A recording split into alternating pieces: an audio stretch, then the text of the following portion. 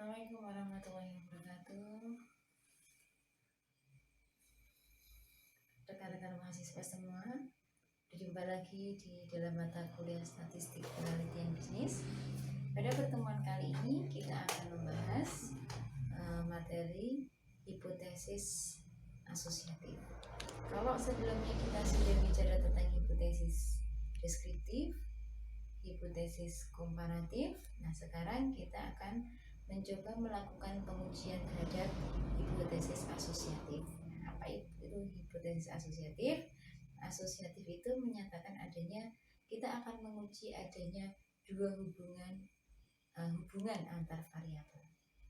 Nah, baik, jadi di dalam hipotesis asosiatif itu ada 3 macam hubungan. Yang pertama itu adalah hubungan simetris. Yang kedua itu adalah hubungan kausal atau sebab akibat. Variabel X menyebabkan variabel Z. Perubahan dari variabel X menyebabkan perubahan variabel Z. Kemudian yang ketiga adalah hubungan interaktif atau saling mempengaruhi. X mempengaruhi Z, sebaliknya Z mempengaruhi X. Kalau simetris tidak ada pengaruh sama sekali. Hubungannya hubungan biasa. Baik, seperti itu. Nah, kemudian apa yang harus kita lakukan untuk melakukan pengujian hipotesis asosiatif? Nah, yang pertama kita harus menganalisa dulu. Di dalam penelitian kita, data yang kita gunakan itu apa? Nah, apabila datanya nominal, maka teknik korelasinya yang dipakai adalah koefisien kontingensi. Kalau datanya ordinal, maka menggunakan teknik korelasi Spearman-Reich atau Kendall-Tau. Nah, yang ketiga adalah kalau datanya interval dan rasio, maka yang kita gunakan adalah persen product moment, korelasi ganda atau korelasi parsial, seperti itu. Ya. Nanti yang akan kita pelajari adalah kita menggunakan data interval rasio, menggunakan persen product moment, karena ada bedanya. Kalau persen product moment itu hanya hubungan dua variabel saja.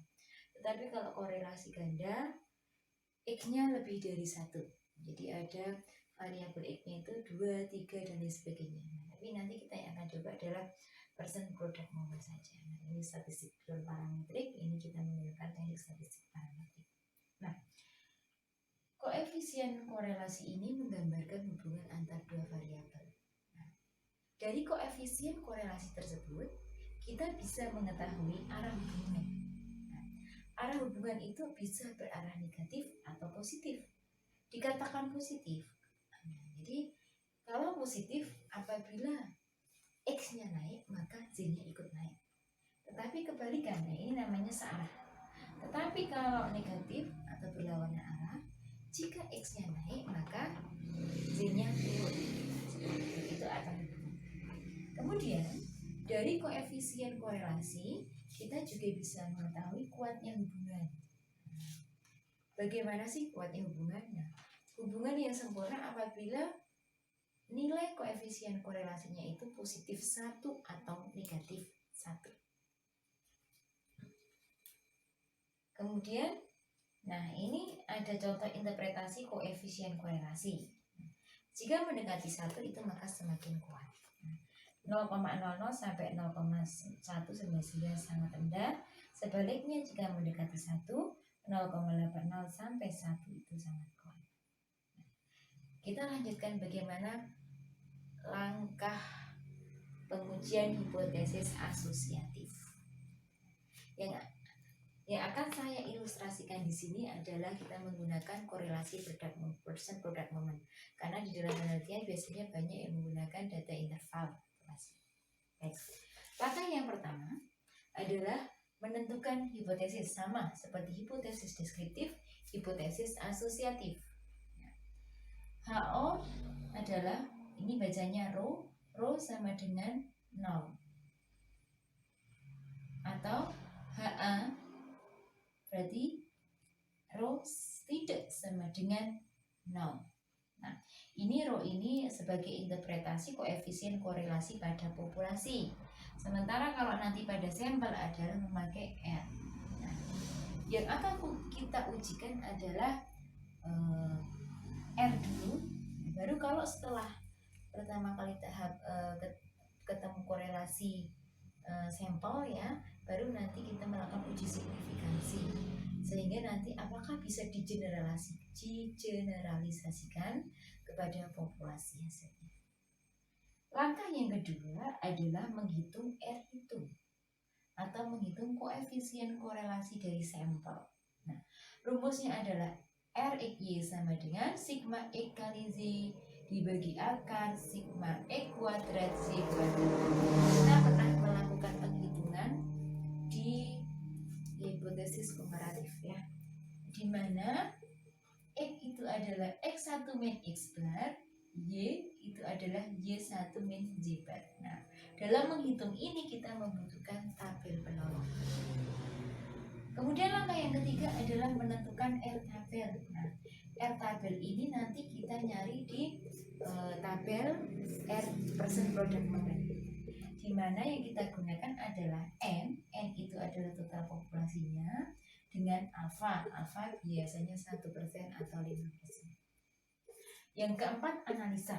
Analisa yang pertama adalah uji signifikansi. Nah, uji signifikansi itu tujuannya adalah apakah hasil dari korelasi tersebut itu bisa digeneralisasikan pada populasi. Nah, jika R hitung lebih kecil sama dengan R tabel, maka HO diterima atau sebaliknya. Kemudian analisa yang kedua, kita akan melihat arah hubungannya. Nah, arah hubungannya bisa dilihat dari negatif atau positifnya koefisien korelasi. Kalau positif berarti hubungannya searah, kalau negatif itu berarti berlawanan arah. Nah, yang ketiga adalah kuat hubungan. Untuk mengetahui kuat hubungan, maka kita harus melihat pedoman di sini. Semakin mendekati angka 1, maka berarti dia semakin kuat. Nah, yang kelima adalah kesimpulan. Nah, untuk lebih jelasnya lagi, kita akan mencoba melakukan penghitungan. Nah, di sini sudah ada data besaran gaji dan jumlah menabung nasabah di Bank Syariah Al-Falah. Nah, rumusan masalahnya, misalkan di dalam penelitian adalah apakah ada hubungan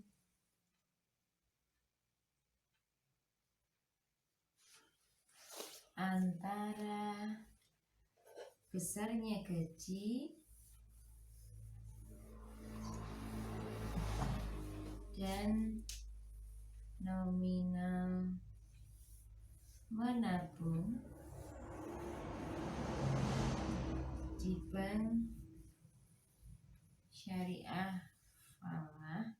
Nah, baik, kita akan lakukan pengujian. Langkah pertama yang harus kita lakukan, yang pertama adalah menentukan hipotesis. Hipotesisnya adalah H0 rho sama dengan 0, atau ini tidak terdapat hubungan antara gaji dengan nominal menabung. Sementara alternatifnya adalah kebalikannya. Terdapat hubungan antara gaji dengan nominal menabung di Bank Syariah Falah. Nah, langkah kedua adalah kita menghitung koefisien korelasi. Nah, R hitungnya berapa? Nah, R hitungnya rumusnya adalah sigma X kali Y dibagi akar sigma X kuadrat Z kuadrat. Nah, untuk menyelesaikan ini, di mana X itu adalah X1 min bar, Z sama dengan Y1 min bar, maka kita perlu menggunakan tabel penolong. Nah, tabel penolong sisi sini adalah, kita lihat di sini, X atau X min X bar, Z min bar, kemudian X kuadrat, Z kuadrat, kemudian X kali Z. Nah, ini sudah ada hasilnya. Nah, ini rata-ratanya X bar nya 7, Z barnya 3, kemudian X kuadratnya 144, sigmanya, Z kuadratnya 48, XY nya 79. Kita masukkan ke rumus. X kali Z di sini adalah berarti 79 dibagi akar X kuadrat 144 dikalikan 48. Nah, hasilnya R hitungnya adalah 0,950. Ini R hitungnya. Kemudian langkah ketiga, nah berarti kita sudah ketemu koefisien korelasi. Selanjutnya kita perlu menguji signifikansi dengan kita menghitung R tabel. Nah, R tabel kita harus mencari di koefisien korelasi R persen product moment tabelnya. Biasanya ada di halaman belakang buku. Nah, N-nya ada 10. N dengan alfa. Asumsinya adalah alfanya 0,05, maka ini 10 0,05. Di R tabelnya ketemunya adalah 0,632. Sudah ketemu. Nah, langkah keempat adalah analisa.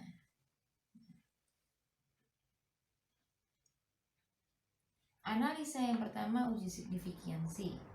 Apabila R hitung lebih kecil dari R tabel, maka HO diterima. Nah, kita lihat R hitungnya adalah 0,95, R tabelnya 0,632. Berarti 0,950 lebih besar dari 0,632. Berarti HO ditolak atau HA yang diterima.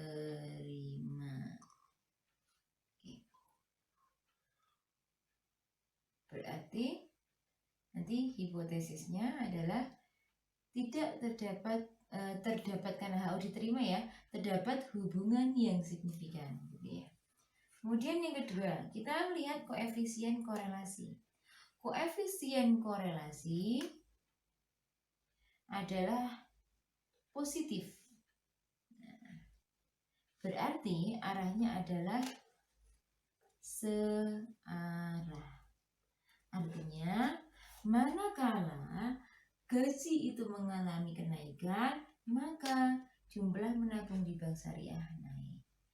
Selanjutnya adalah kuat lemahnya hubungan.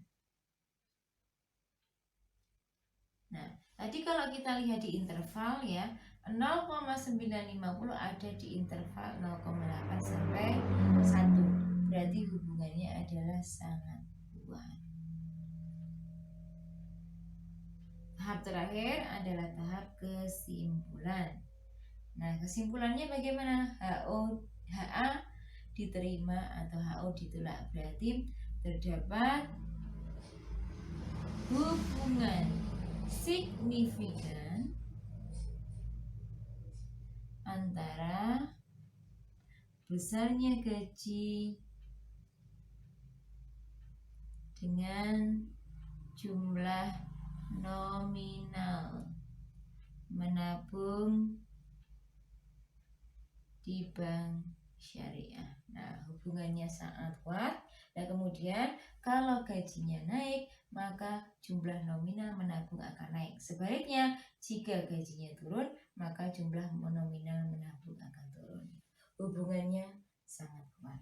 Nah, ada satu lagi yang perlu kita ketahui di dalam penghitungan korelasi, ada namanya koefisien determinasi atau R square atau R kuadrat. Nah, apa artinya R kuadrat? Nah, R kuadrat ini adalah seberapa besar faktor X mempengaruhi faktor Z. Nah, misalkan anggaplah ini 0,95, 0,95 dikuadratkan kira-kira ya 0,82 kira-kira. Nah, artinya apa? 82% nominal tabungan dipengaruhi oleh faktor gaji. Nah, sisanya yang 18% dipengaruhi oleh faktor selain itu. Nah, baik, demikian teman-teman. Kita sudah selesai melakukan pengujian hipotesis asosiatif. Untuk diskusi, nanti kita bisa melalui ujian. Terima kasih atas atensinya. Billahi taufiq wal hidayah. Assalamualaikum warahmatullahi wabarakatuh.